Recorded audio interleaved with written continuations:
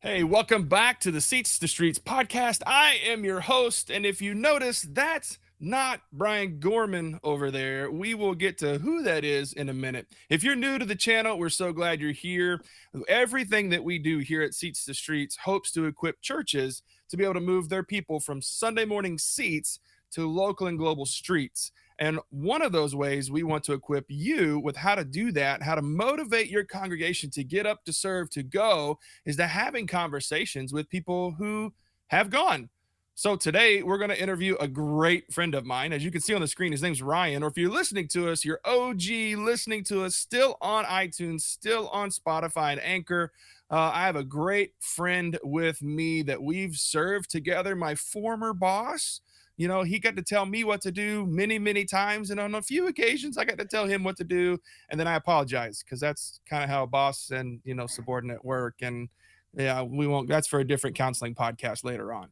But I want to introduce you to my great friend Ryan, who is currently overseas. And we're going to have a conversation about what it's like to be sent and going through some of these holidays. So right now, Ryan, we're recording the day after Thanksgiving. So that's really apropos that we're having this conversation because you're fresh to the field and you're by yourself. You're all alone, kind of in your own setting. So why don't you introduce yourself and tell us as much as you can where you're at and what you're doing. We know that a lot of our workers are in sensitive lands and sensitive fields, working with sensitive people groups. So we can't be too specific. So as much as you can share with the audience, who are you, where are you at, and what are you doing? Yeah, hi everybody. Ryan here, as JR said, coming to you from the United Kingdom. So the great island that many people often just say as England, but there's multiple pieces to that.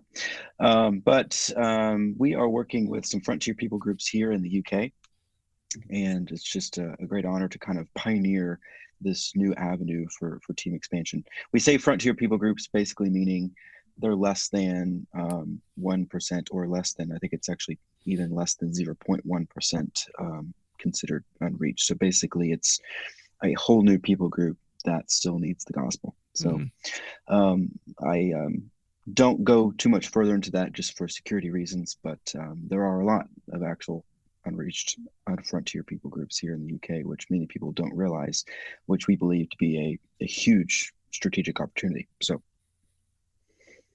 yeah, that's awesome. So Frontier, when our listeners hear it, Frontier, think Frontier, think Wild West, taking something to some place where we've never explored before, and oftentimes that's the gospel to ears that have never heard that. That's Frontier people group. That's Frontier gospel advancement. So we do appreciate that. So Ryan, we know that some of these countries, it's kind of hard to get into.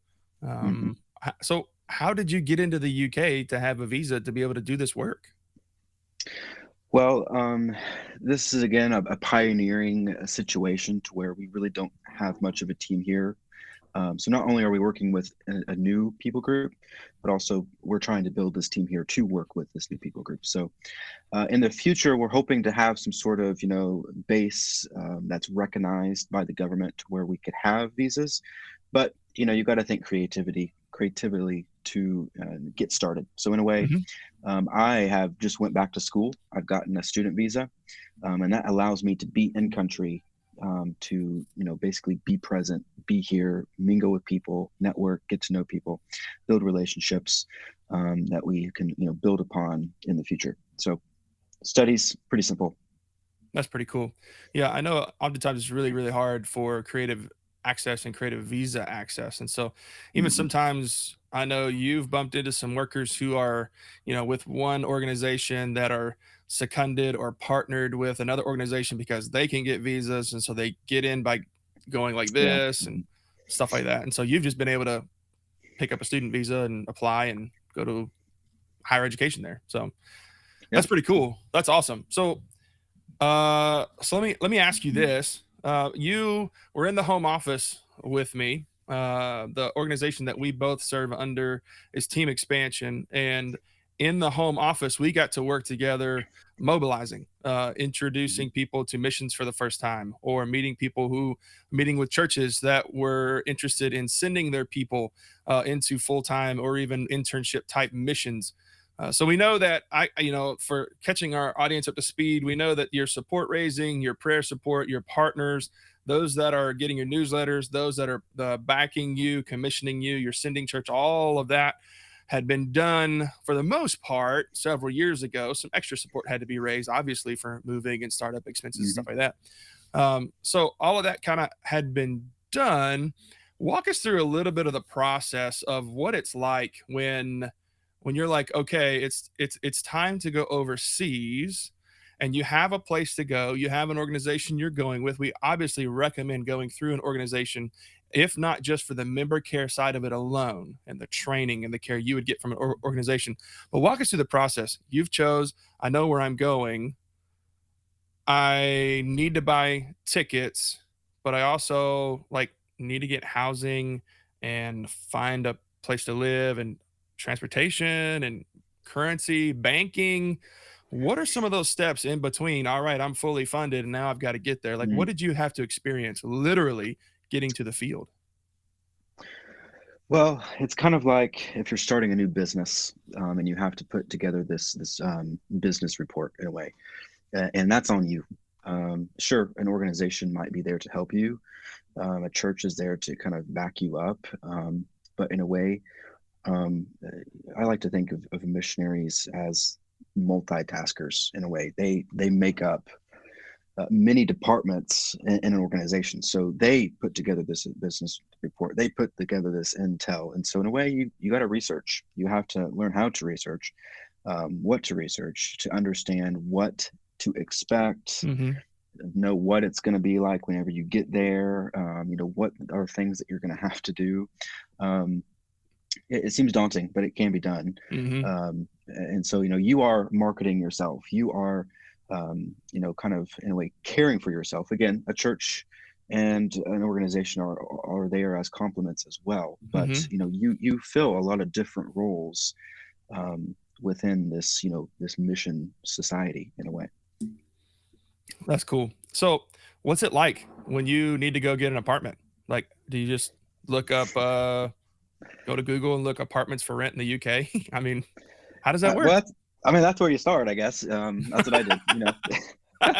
you know, what does Google have to say first? Okay, what's Right. around? Dr. Google.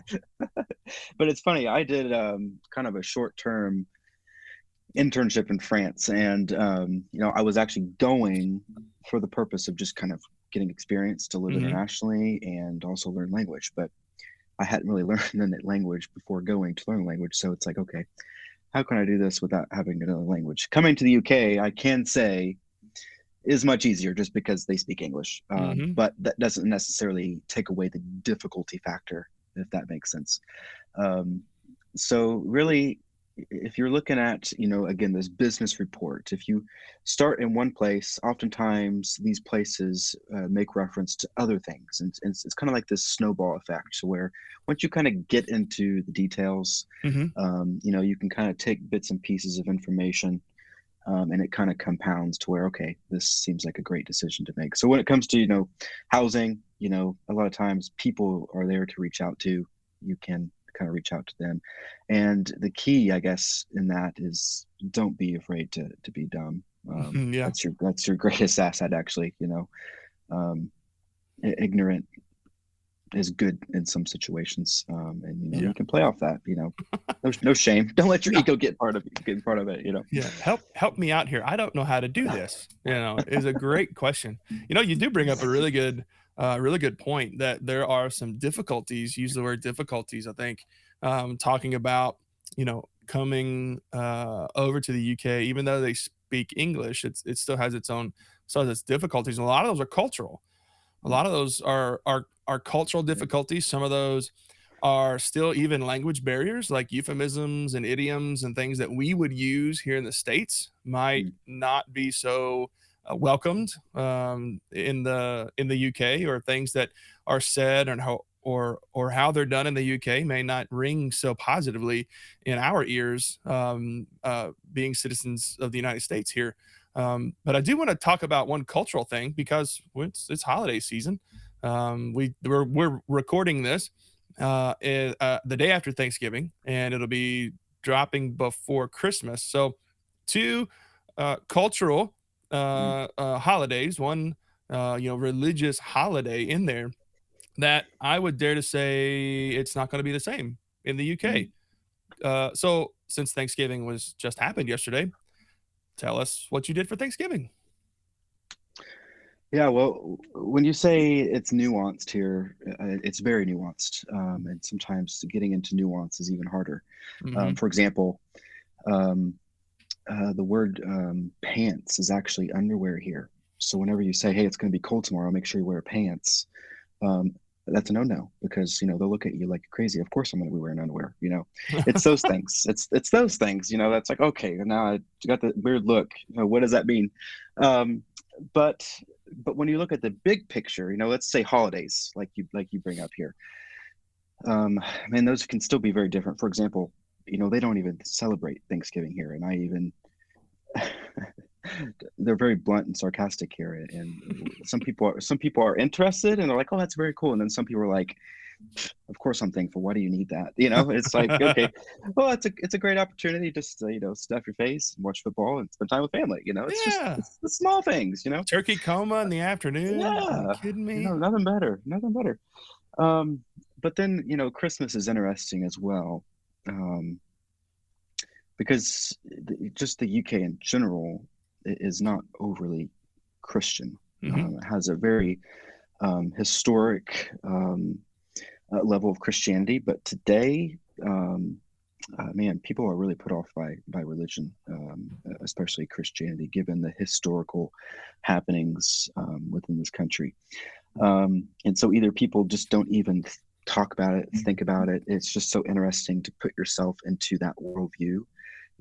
I'm just so used from a very early age, going to church on Sunday or, saying prayer before a meal or other religious acts that you might find in your day to day.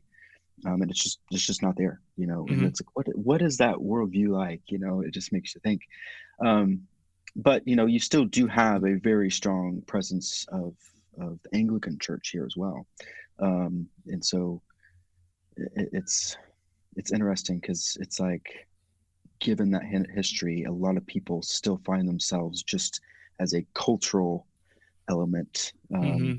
Hardcore creasters. They'll go on Christmas to mass, or they'll go on Easter for mass just to check off that cultural or Mm-hmm. social element. But other than that, they just go and they don't really know Jesus. They don't know Right. what this is all about.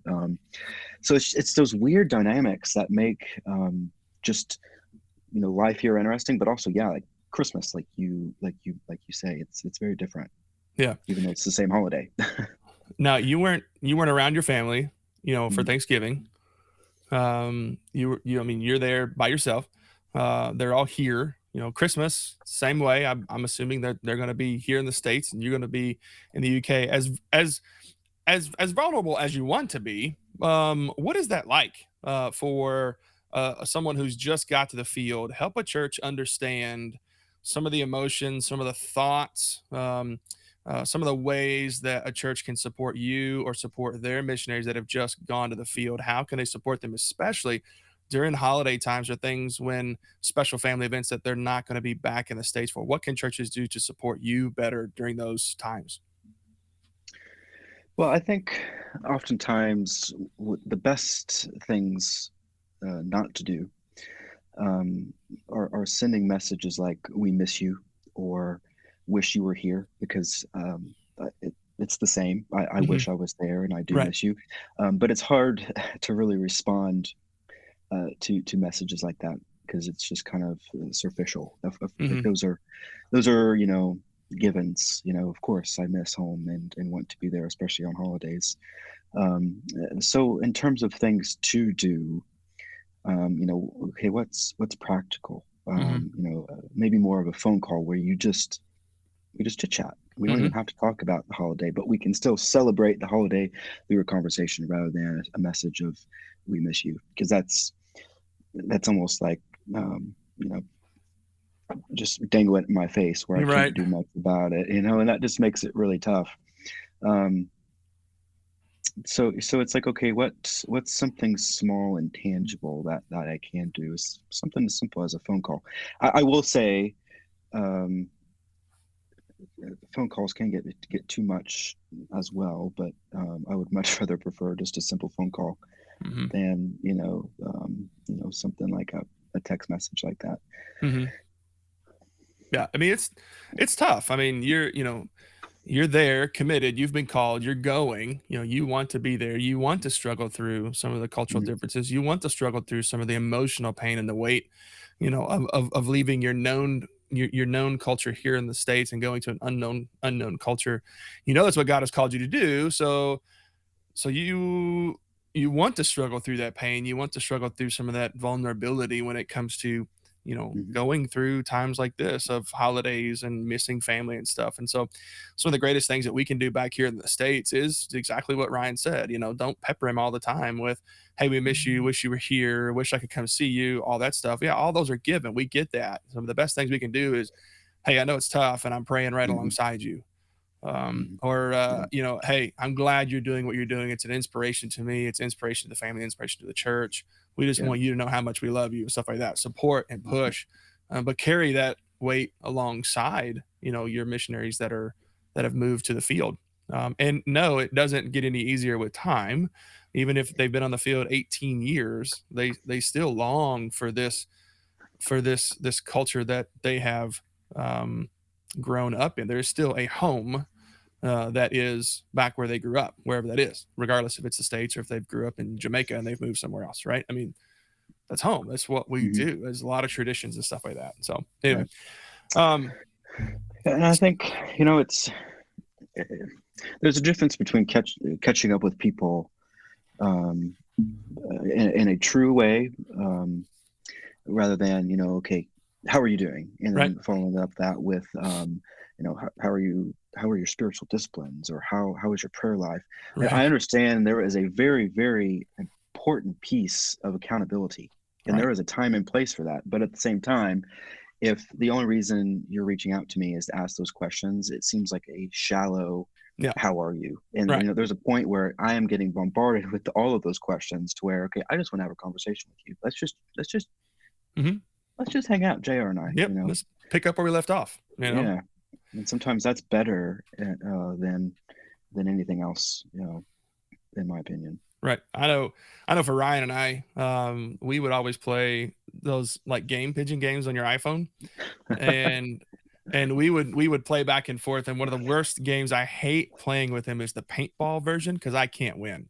I just can't win on that game. He's just a sore And loser. I know I am a very sore loser. So we go back and forth. Every once in a while when it's like, I haven't talked to Ryan in a while. I won't send him a text. I'll just send him a game invite and just to let him know, hey man, Exactly. we're picking up where we left off and stuff like that. Even though I hate losing at the paintball game, I'd much rather play eight ball in the pool. I mean, That's we could play that tanks one where I think we both of us are awful at that one. Oh, we're awful at tanks. We'll be there forever. It's like this is not good. We wouldn't be good, for That that. one's more of a test of your patience than actual entertainment, so Really, there's been a few times where we've text back and forth and go, "Do we just want to play a different game?" No, we must find out who is going to win. Oh, it's so tough, so tough.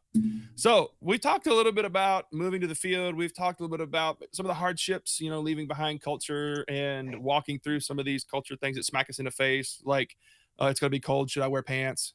Type of thing. We've very talked good. about going through the holidays and stuff, but let's talk about some fun stuff, some good stuff. Mm. Um, Tell me your favorite food that you've found so far in the UK. It doesn't have to be local food, but what's your favorite food that you've found there? They love meat here, and I am a huge meat eater, and you know what? The thing that they do here is they, like, not only love meat, but they, like, stuff it with stuff and then, like, put bread and pastry around it. So, I mean, it's Oh, just can like hear my a punch arteries clogging to already. the It's right gut that here. is delicious. Oh, Um, so yeah, you eat those things, and then you just go take a glorious nap, which is just awesome. yeah, you'd be comatose after all that. Yeah. My goodness. Um, they also have, like, their version of Hershey chocolate is called Cadbury. So, Okay. it's that family, historical legacy chocolate company that everyone loves. And they even have their own theme park, just like Hershey does. and it is great chocolate. Oh, it's so good. Hmm. So there are some great eateries that you can find around here. So if you're looking to come visit, get ready to eat. And soccer is a big deal, or football. Football, yeah. Every Yeah. once in a while, I get caught. I start talking and I call it soccer, and I have to correct myself because they're like, what is this? Is that a big But no-no? yeah, it, the people that I have met up with, I feel like we have pretty good relationship to where they're not offended. They kind of joke with me, but I would say if you're just walking down the street, especially if you're an American and they know that, and you say soccer, they're like, okay, get out of here. Who are you? But if you have some good relationships, it's not so bad. But football is huge, man. Yeah. Especially on a Saturday afternoon. It's kind of like our football Sunday afternoon. Go to the pub, watch the game with some mates, as they say. Mates. Yeah, Yeah. mates. So I'm still trying to figure out exactly what football club I'm going to choose. A good friend of mine here, he's a Chelsea fan. The first club that I visited here was Chelsea football, so it just seems like all of these things are lining up to where it might be Chelsea, but who knows? I'm still taking all the inquiries in to see exactly which team will be mine. But Now, is it similar to like NFL, like what we have here in the States? I mean, you root for the Falcons, or or is it like that, or is it bigger? Or because a lot of it's very times, it's very similar, yeah. yeah, a lot of times, you root for two major ways I see people, finding their team to root for. One, they're in proximity, like they're close to, we used to live in Wisconsin, so it was Green Bay Packers. Well, we were also Yeah. Southern Wisconsin, so it could have been the Chicago Bears. So it was either one of those, like that proximity, or you root for like the family like you grew up in. If you grew up a Packers fan in a Mhm. Packers family, Yeah. generally you're probably going to become a Packers fan. So how does that work in the UK, and how does that work for a foreigner? Like, how do you pick a club? How do you pick a side? Exactly. It's a great question. Um, Back in the day, football, especially in London, let's just take London as an example. There are several clubs within London, Huh. and they're broken up by like neighborhoods or suburbs from an American context. So if you are from this particular neighborhood or suburb, that is your team. And back 100 years ago, that was your team, and like it's passed down in a way. And so if you are in this particular location and you are a fan of another club, people are like, who are you? It's kind of like being a Colts fan back in Indiana, but I am an LA Rams fan now because they won the Super Bowl twice. Right. Just, oh, you're on the bandwagon. Hmm. People don't think you're legit. Whenever you choose around clubs like that. So given that history, there was a really deep rooted allegiance to a lot of these teams. Hmm. For a foreigner, a lot of people show a lot more grace because obviously you're not from those neighborhoods. So Right. but if you jump around, it's Hmm. just like the U.S. No, you're the bandwagon person.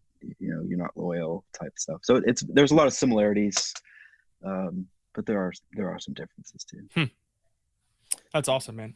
Well, let me end it with this. One more question for churches. If they had to, if they're sitting here watching and there's a church, a pastor, a missions team, um, somebody that says, "How do we go about sending our people overseas?" What are some of the first steps that they could do in the coming year to be able to start training and sending and mobilizing their people into service, whether it's locally or globally? What would you look at a pastor and recommend? I know this is right off the cuff, and I haven't warned Ryan to any of these questions, so I'm giving him a little extra time to even think through some of his answers. But what would it look like if a pastor come up to you and says, "Ryan, I want to create more Ryans in my church. What do I do now?" Well, I think the very first thing you got to think about is, okay, what opportunities are around me? Hmm. Um, it might be that I'm 3,000 miles away from home, but the opportunities that I'm working through right now are existent in the U.S. as well. Hmm. And so, from a church perspective, if I am, on staff or whatever, you know, what opportunities are around me where I can meet tangible needs, be a light in the midst of darkness, but also, give people great experiences through that, right down the street. Because in a way, that's going to be the compounding effect that will Hmm. lead to additional open doors, or even people going overseas anyway. But also, you got to think about, if I am not equipped to do stuff down the street, I am not equipped to do anything here. Hmm. Um, there's a hilarious SNL skit. It's this tourist business, and basically they're saying, if you're angry at home, you're angry wherever you go on vacation. And Yeah. it's the same in the mission world. If you aren't equipped, or if you have issues, or if you're angry back home, you're going to be the same here. So the best process happens actually before you even, you know Hmm. get here, wherever here is. Man, that's fantastic. I'm so glad I didn't prep you on these questions because that is awesome. Look at the fruit that you're doing here, and if there's no fruit or there's little fruit, then we need to amplify that. Because if you're not doing anything here, then don't expect to do something there. I had a missions pastor one time look at someone in their church, and they walked up and says, "I think I'm called to go overseas to teach people about Jesus." And he looked at him and says, "Great. What are you doing here to teach people about Jesus?" And they went, Hmm. "Nothing." I'm like, "Oh, well, let's solve that problem first. Doesn't negate the calling. Let's solve that problem first." So, man, I'm glad you're here. I'm glad you took the time. It's morning time for me. It is late afternoon time for you. So I am so glad that you've taken the time to be able to come out and join us here on the Seats to Streets podcast to be able to help churches understand, what does it look like, tangibly look like, when they send their people overseas. Like, what are they going to go through?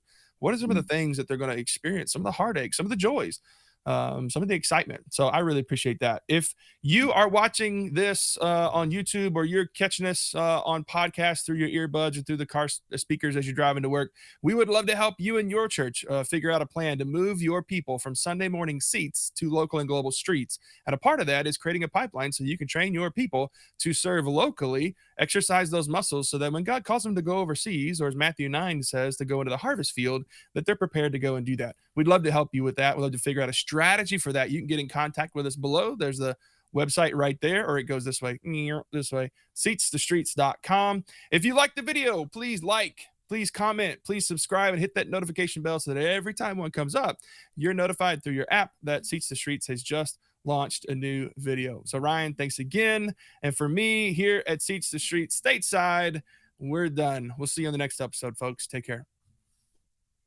Thanks for the opportunity, JR. See everybody.